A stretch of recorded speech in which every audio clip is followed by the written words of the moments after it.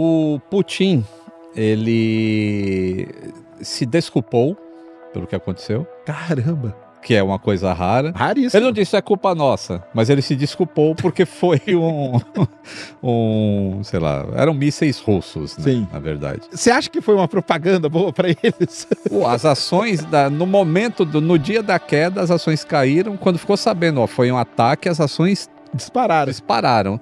Notícias era que foi Bird Strike, foi a ave que bateu no avião. Caramba. E pô, olha, por uma ave fazer aquilo no avião, tipo...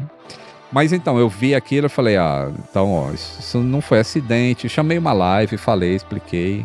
E falei também, a primeira vez que eu tô falando sem ser relatório, porque não é acidente.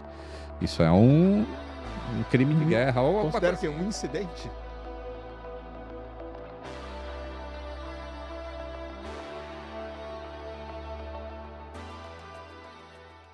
Uma coisa que pode acontecer, aquela coisa que aconteceu com o avião da Embraer, né?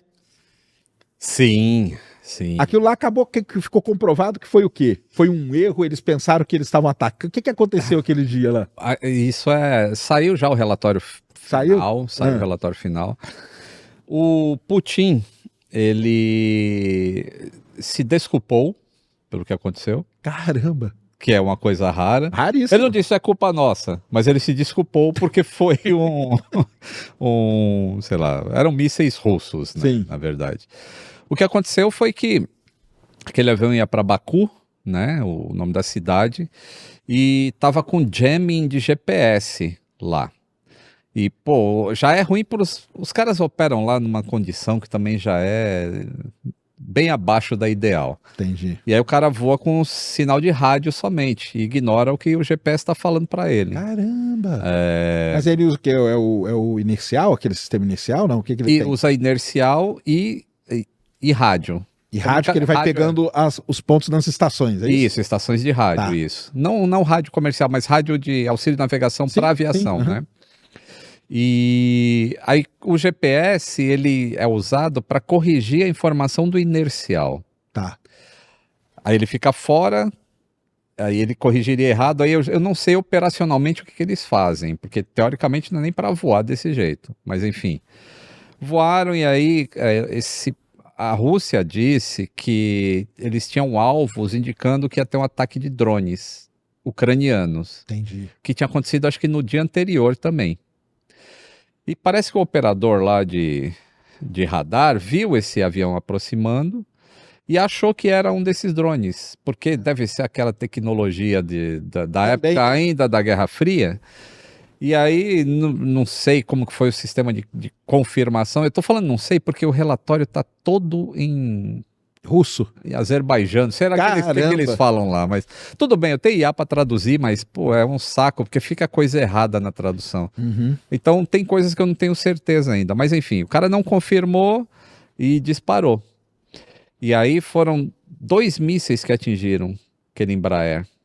E o avião não caiu, né? Então, vamos falar da segurança e da engenharia da Embraer, e aí? Cara. Você acha que foi uma propaganda boa para eles? As ações, no momento, no dia da queda, as ações caíram. Quando ficou sabendo, foi um ataque, as ações dispararam. Caramba. O avião, nas fotos que tem no relatório, assim, avião é tudo feito com redundância, né? Claro. Então, o sistema hidráulico são 3 sistemas hidráulicos. Porque já se sabe que se falha um, os outros 2, eles passam por caminhos diferentes e aí uma coisa não vai afetar a outra. Aquela mesma falha não vai acontecer, né? Isso. Só que quando é uma bomba e um míssil, é desse tipo que o míssil não chega no avião, ele explode antes. Sim. E lança aquele monte de carga, né? De tudo. De pedaço de ferro, de aço, tudo. E aí furou todas as 3 linhas de sistema hidráulico. As 3 sistemas hidráulicos. Caramba, perdeu os 3, perdeu o sistema hidráulico. Perdeu o sistema hidráulico. Então ele viu, pô, aqui não vai dar para pousar, e o tempo tava ruim ainda, cara. E aí ele escolheu para ir para Azerbaijão.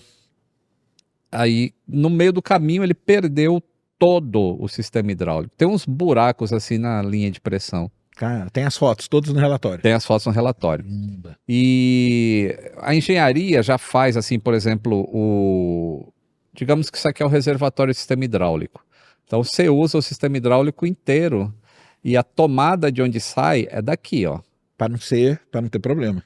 E sempre vai sobrar um pouquinho ali. pouquinho aqui, que é para pegar uma linha de emergência, para funcionar pelo menos freio. É isso que eu ia perguntar. Trem Você de falar pro pouso, pessoal, o sistema hidráulico ele é responsável por o quê? Pelo que ali dentro do avião? Então, freio, o trem de pouso para recolher, os ailerons para fazer a asa inclinar para um lado e para o outro, o leme de direção, que faz o nariz mexer de um lado para o outro, e o profundor, que faz o nariz subir e descer. Aí, o Embraer, ele não funciona sem sistema hidráulico. Cara, Ele não tem como você... É como se o seu carro perdesse a direção hidráulica e travou. travou a direção. Você pode fazer força e não vai acontecer nada. E a maioria dos aviões é assim. O 737 não. O 737, na época que ele foi feito, se ele perder os 2 sistemas hidráulicos e meio que ele tem, o cara consegue fazer uma reversão manual. Ele desacopla os atuadores e eles, fazendo muita força, eles conseguem ainda manobrar o avião em voo. O Embraer não tem jeito. E ainda assim, o cara conseguiu levar o avião até lá, o Azerbaijão. E quem viu, quem lembra das imagens, percebia que o avião estava fazendo umas senoides assim, ó. Eu lembro. Porque ele não tem controle. Se ele não tem hidráulico, ele não tem controle de voo. Então os pilotos estavam controlando o avião somente com os motores. Então o que? Ele dava motor, tirava Dava motor, o nariz sobe... Até um certo ponto, até aí um certo ponto, tirava. tira motor, aí ele desce e fica assim. E para fazer curva, acelera um motor do lado esquerdo, não acelera o outro, aí ele vai para cá e para lá, bem marginal. Cara, mas os pilotos foram Muito bons, hein, cara? E é uma pena que eles perderam a vida no pouso. Eles morreram. Eles morreram e acho que uns 25 passageiros morreram e 36 ou 37 vivos. Caramba. E o avião no final tava como? Tava de cabeça para baixo, sim. o avião. Mas tava assim, tava inteiro. Ou ele acabou... Ele tava... E essa foi a primeira vez que eu falei sobre acidente aéreo antes de sair o relatório. Eu chamei uma live e falei, isso não é acidente. Porque já saíram vídeos e fotos do avião já no local do impacto. E na hora que eu vi aquele monte de furo na fuselagem, eu falei, nada faz... Não tem como, né? Não tem como. Primeiro, o furo é de fora para dentro. Porque o metal estava torcido para o lado de dentro, não era de dentro para fora. Se fosse uma bomba dentro do avião, seria o contrário. Seria o contrário, estaria aberto assim, né? Isso. E então, não podia ser ave também, né? Que não podia ser ave. E falaram, né? As primeiras notícias era que foi bird strike. Foi a ave que bateu no avião. Caramba. E, pô, olha, por uma ave fazer aquilo no avião, tipo... Mas então, eu vi aquilo e falei, então, ó, isso não foi acidente. Chamei uma live, falei, expliquei. E falei também, a primeira vez que eu tô falando sem ser relatório, porque não é acidente. Isso é um crime de guerra. Ou considero que é um incidente? Nem incidente, né? Eu nem sei, ele é considerado como um acidente mesmo, porque foi um erro, e no caso não da operação do avião, mas o erro dos militares lá. E o avião ficou de cabeça para baixo, né? Porque ele bate e ele quebra no meio, a parte da frente, e aí ele vira a parte de trás, fica de cabeça para baixo. E todos esses passageiros que se salvaram é um atestado de como a engenharia da Embraer é boa. Realmente, né? Porque a estrutura do avião ficou inteira protegendo a vida daquelas pessoas, os assentos não soltaram. Caramba! Né, com impacto. Então todo mundo que foi protegido pela camada de segurança que a engenharia coloca nos projetos. Nossa, isso aí depois disso, porque todo acidente a gente sabe, porque isso aí não foi acidente, tudo bem, mas depois disso teve alguma mudança, alguma coisa assim, ou você não sabe? Para esse não saiu. Qual que era o avião? Era o 190, Embraer 175, acho que era 175. 175. Tá. Foi dia 24 de dezembro de 2024. Né? Véspera de Natal. Negócio terrível, né, cara? Terrível. Os pilotos foram muito bem, né? Muito bem. Eu queria muito... Né? A gente fica com, né?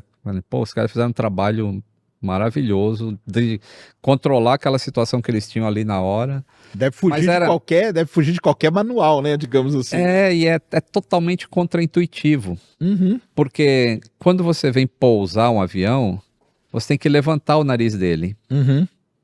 E você levanta o nariz e reduz a potência do motor. Certo. Que é para ele perder a sustentação e encostar no chão.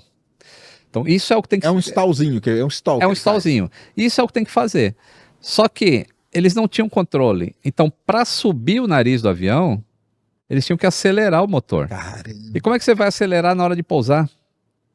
Entendeu? Porque você precisa subir na hora de pousar. Então eles estavam numa situação que era a mais terrível que poderia ter na hora. E eles ainda conseguiram chegar no aeroporto, né? Eles caíram na área, na zona do aeroporto, não foi em cima de casa, foi nada, foi na zona do aeroporto. Mas com esse problema, né, que também tem um histórico disso. Aconteceu um acidente em 1983, talvez, ou 70